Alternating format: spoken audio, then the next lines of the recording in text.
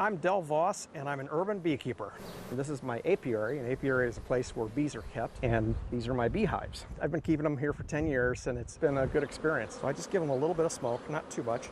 Bees communicate through pheromone, which is like a perfume. What this does is just interrupts their ability to communicate. It also causes bees to engorge themselves in honey. In nature, bees would live in a forest out in a hollow tree, and if there was a forest fire, they should be prepared to leave the hive and take the honey with them. So when I blow smoke inside there, most of the bees immediately start engorging themselves in honey. And after the warning's over, they'll put the honey back. They're very busy. And busy is good for bees. They're collecting nectar and pollen right now. We're at the peak of the season where tree blossoms and flower blossoms are producing abundant nectar. And they're just going crazy bringing that nectar in, and also pollen from the various flowers and trees here in Capitol Hill. Pollen is their protein, and nectar is their carbohydrates, their energy. They add an enzyme to it to make it into honey. As you can see, there's honey in there. When they finish filling it up, they put a wax seal on it, and they're just starting that process right here.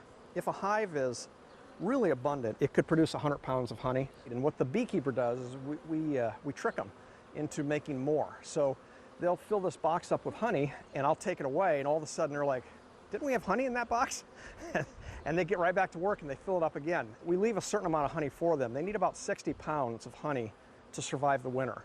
So anything over 60 pounds that they produce, the beekeeper collects. The queen can lay between 1,000 and 2,000 eggs a day. And that's 30,000 to 50,000 new bees in a month. They have different jobs in the hive depending on their age. The baby bees are the ones that are taking that food in and feeding the larvae and the eggs and doing the housekeeping duties. They have scout bees that discover the nectar and pollen. And they have foraging bees that go out and collect the nectar and pollen.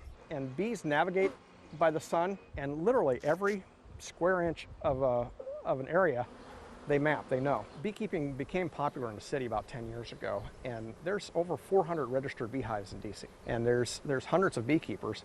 And after the bees became abundant, I understand that a lot of people had fruit trees now for 20 years that never had any good fruit, that have really great peaches and pears and things. So we like to do our little part to contribute to the gardens and fruit trees. It's a nice hobby. It's very interesting. I have a day job, and it's nice to come out here and hold them in your hand and just admire them and look at their work and see it. And it's just so relaxing because you don't think about anything else. You can have a very stressful day at work, and all the problems of the world go away when you have a frame of bees in your hand. They're just completely remarkable. They're fun to watch.